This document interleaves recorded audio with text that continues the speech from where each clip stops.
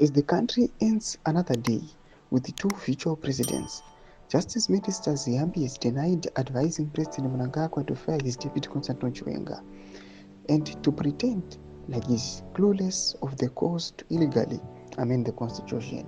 Zapinda mashoko aita kuna panapa vakomana vana ziyambi vouya panapa vachiadvaisa mutungamiri wenyika pamusoro pezviri kuitika izvi. Saka pana mashoko mudanjira panapa ndopana kuti vasubscribe walike on the bell icon. Timwe munhu wamakuda kuchinzi he also denied commanding ZANU-PF structures to threaten Chiwenga with crocodile milk, another term for poison, as he said there are no such calls.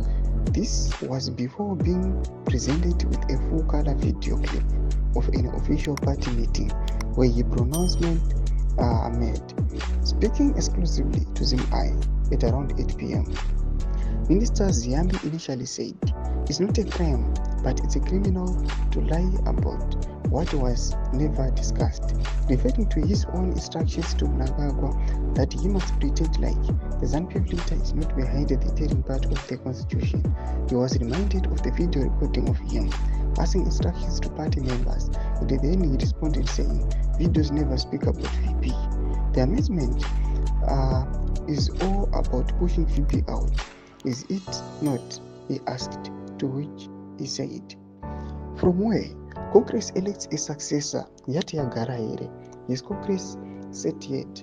Who said he Chiwenga cannot be elected in 2030? he asked ZimEye. How does a resolution done last year get launched this year? Have you ever heard him Mnangagwa saying, "I want to stay on"? He went on.